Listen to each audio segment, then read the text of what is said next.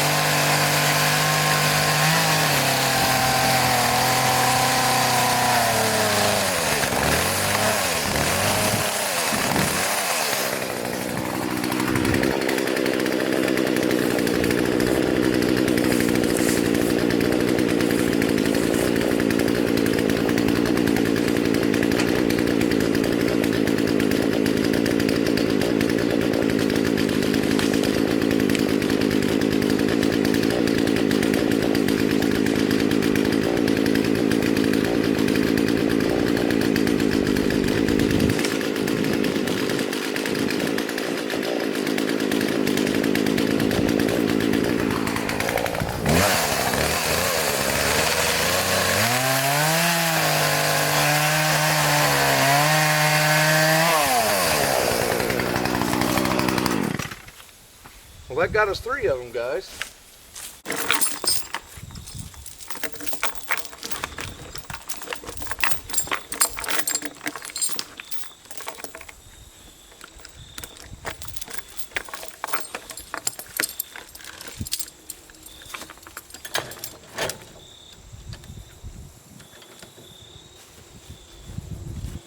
All right, we're going to tow these back up to our work area.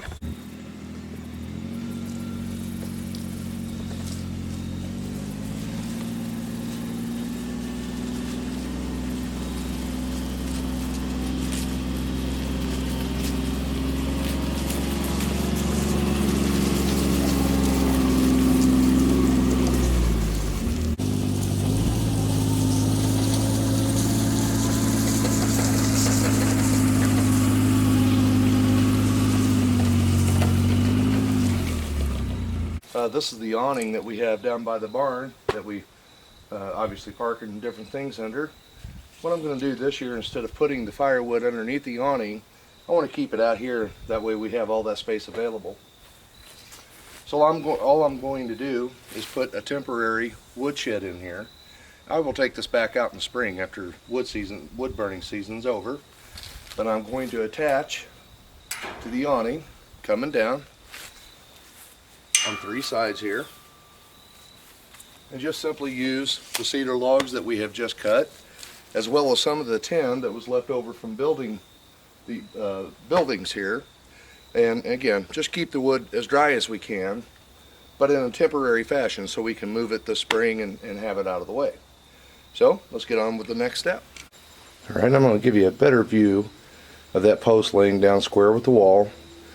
And again, then I can measure from the wall out to this post and keep it square, and from the wall out to the 3rd post and keep it square.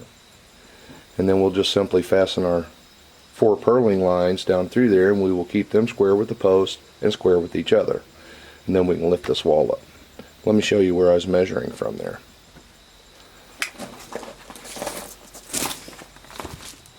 Okay, this post is 13 inches all the way down this wall. My next post was 71 1/4, and I came all the way down from the wall there. And again, from this line right here, I kept each post back 7 inches so I can get my purling fastened here and have a square line.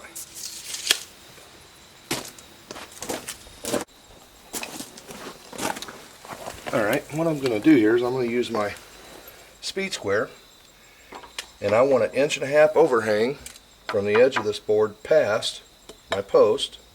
So I'm going to put me a line on here. Let's get her marked out at 1.5 inches.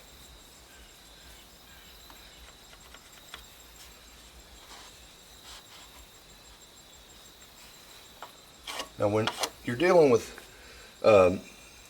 cedar logs like this top circumference is going to be a slight amount smaller than the bottom circumference. So you're not going to get everything perfect when you're using lumber like this. Now if you were using store-bought material, you can make this thing 100% square. So what we're shooting for here, the reason I put this line on this top side is I'm going to eyeball that down past this log, and I can use my square as well. And then that way I've got a pretty good idea, because I have a rounded edge, as to where this board's actually running to. Okay?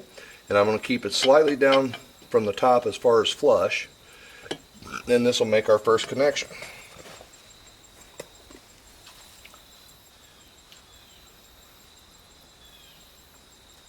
We'll stay down about 1/4 inch. And I'm going to make sure that I've cleared this.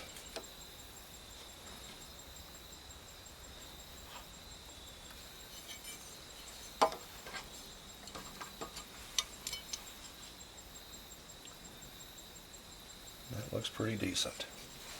Okay. And again, I'm going to fasten this with screws, because I do intend on taking this apart, but you can also nail it. That wouldn't be a problem. Now we're going to get one in there. That way it holds our 1.5 inches. Now we're going to actually put a framing square on this and see how we're running in relation to the log. We grab our square.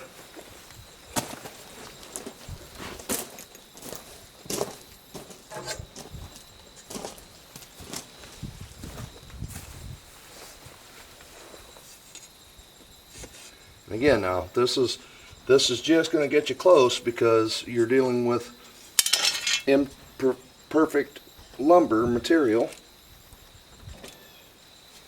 So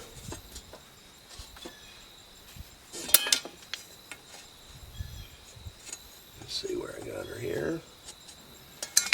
More.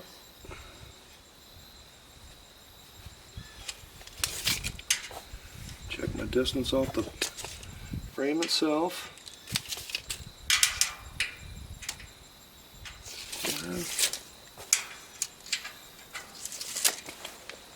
Okay.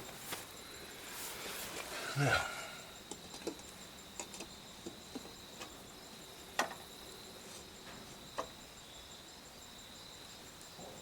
all right, and that's not bad. That's not bad. We can make the adjustments from there. All right, we get this all fastened up, and I'll show you the next step. All right, and again, now squaring this up. Now I've got 12 5/8 there. I went ahead and made a mark on this bottom side, I came up 12 inches, and I want to stay, and I put one screw in that, and I want to stay 12 5/8 off the wall here. This is our straight line, this wall right here. Okay, so we're going to square everything to this guy because we know that's square. So one screw in that, we came up 12 inches, and we stayed 12 5/8 away from the wall. So this, in relation to that, is square. Then I come down here on this guy, on my farthest post, again, up 12 inches, and I just laid this board here. So this didn't have any screws in it, and then we're going to square it up corner to corner. And the way you do that is you set your tape right on the corner here, right, and then drag across in a vertical line, and then we want to be, that's 146 3/4. And then we will come over here to this bottom corner on this side and do the same. These numbers have to match in order for it to be square. Get out of the light. Hold the tape in the camera. Give me just a second, we'll try it again. This is tough work when you're by yourself, guys. It's always nice when you have a helper to hold the tape measure for you. It'd be really nice to have somebody hold this camera, but we're going to get there. Alright, 146 3/4. Now, if that number was off, then before you fasten this bottom run over here, you simply shift. You want to leave the wall over there square because we know that's our good line. And this guy's the one that has to either move, this guy right here is the one that has to move up or down to make those two numbers match to whatever you're squaring. Once you get it square, we're square with the wall. We fasten the top. We're square with the bottom. We fasten the bottom. Now, inside those 1-bys, with these two posts, we are now square. And everything we build to that point, and as long as we don't kick this thing or shift it somehow, will be square until we put a brace across there to hold it up for us. So let's get on with the next step. I'm going to put my next two purlins on, and I'll get back with you. I'm going to do the same thing now with the center post. Now that I have something square to run off of, I can just simply measure from over there down to here, top and bottom, and go ahead and screw that directly in because it will be square in relationship to the rest of it. Alright guys, now we have our purlins on. You can see everything is attached well. We're going to trim our outside edges off. Now that everything is square, we know where to cut it. And the next thing we will, after we get it trimmed up, is I'll show you where we're going to stand this dude up at.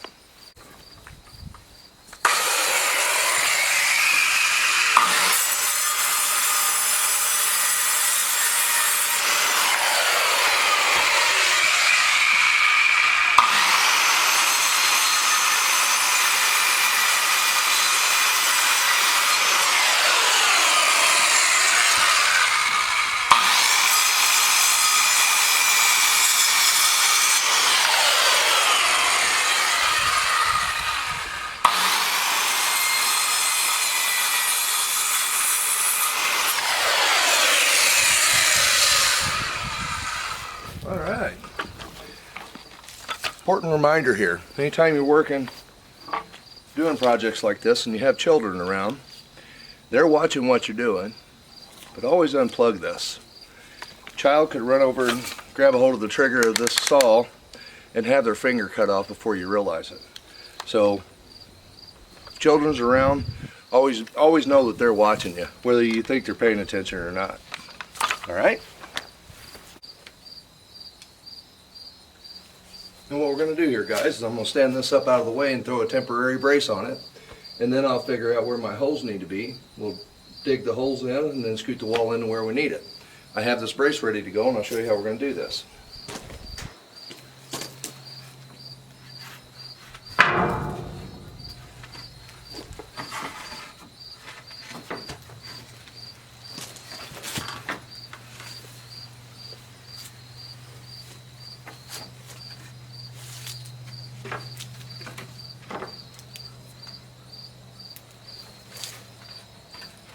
all we have to do, we want to leave this leaning back just a little bit. Never take it all the way to vertical. Just get down there and get this drill. Got it.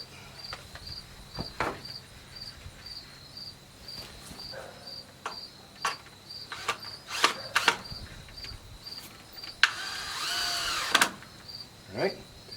Now this is going to stand up for us.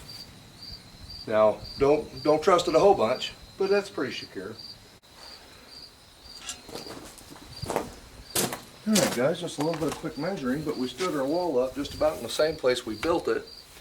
So at this point I can use these bottom of these poles to mark my holes. Give or take an inch or two, so make your hole a little bit bigger so you can adjust the wall and then just simply fill it in. See how bad this is going to be. Alright guys, the sun's really blazing now. What I ended up doing, I got all 3 holes dug. I used this 2x6 as both a straight edge to line my hole. That way I'm digging in a straight line. And also as a level line. So I leveled that dude up and then just measured up to the top of the board for each hole. Now each hole is dug to the same depth and the width I need, as well as the distance from the base of the wall there. Now if you was building a larger structure, you could actually set your poles first, brace all your poles off, and then come through and nail your purling blocks on after you got your poles level and square with each other. And you could do this process this way. You just simply add those braces to each pole, and then once you got it to be where it's structurally sound, you can start removing braces when you was ready for 10. So that's actually how a pole barn is built. Alright, so we got her braced off. We're getting ready to drag the legs over, drop them in these holes, and then I'll show you what it's going to look like. Alright guys, we got them in the hole, and our measurements come out pretty good. We're running pretty square with the awning, as well as running square with the building. Our purlings is up off the ground a good amount. That's almost perfect. And we ended up coming just about 1/8 of a bubble low to the edge of the tin there. That way we have runoff coming off this side of the building. So that turned out good. Now since this is simply a woodshed, this is the direction the door for the pole barn slides to, so I'm not going to have to put tin on this end because the rain can't blow around this end of the building, and that'll let the wood grab enough air in order to stay dry in there. And then on this end, this is going to give me access to be able to stock it with wood, as well as just simply stepping in from this side of the pole barn. And this is where I'll be taking the wood out from and carrying it inside to the wood stove. I don't like keeping all that wood inside the building because of the bugs and things like that. This may work out pretty good. Alright, next step is we're going to put some 3 trusses across the top to the awning off the center of each pole there, and then we're ready for metal.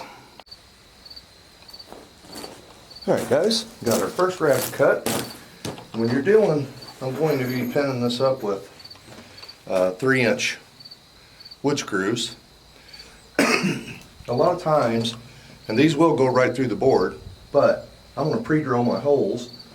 I have to toenail on the outside there, and then I'm going to definitely have to pre-drill for the steel, because these will not drill through steel. Okay? Let me show you what we're going to do here. I'm going to stay back about 3/4 to an inch away from the edge of the board. Start the drill bit in straight, and then just drill it at an angle.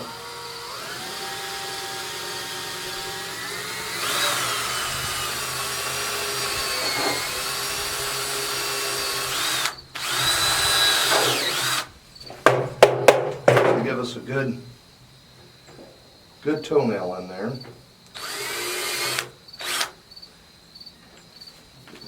Let's get it back down.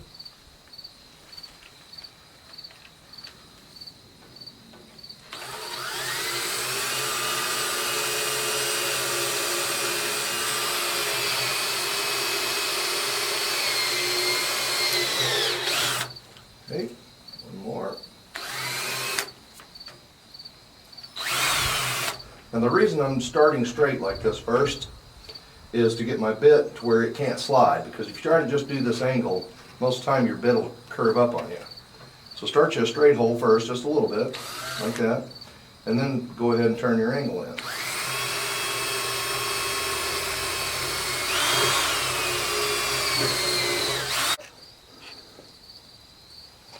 Alright guys, now, unfastened.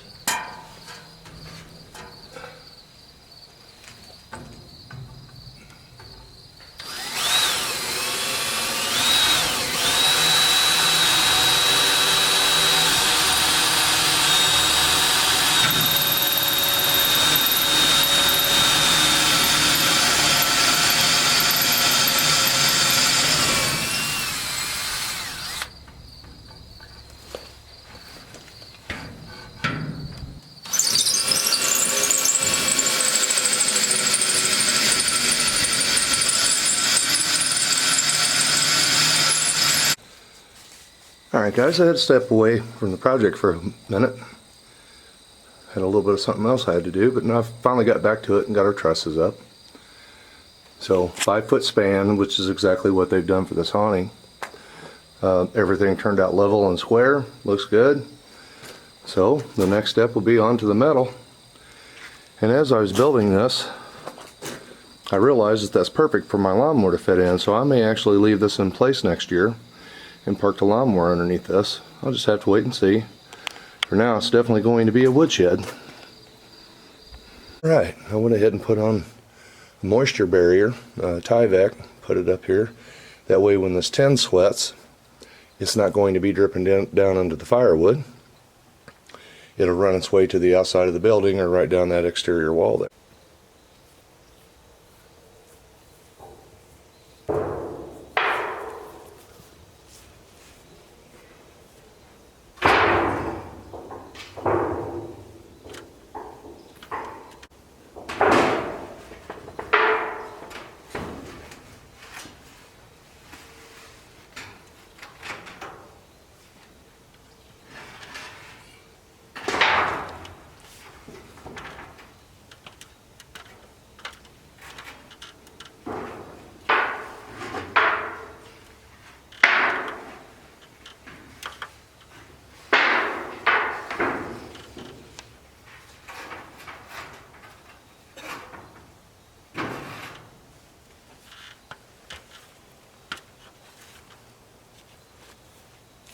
Alright, that's our first piece of roof metal.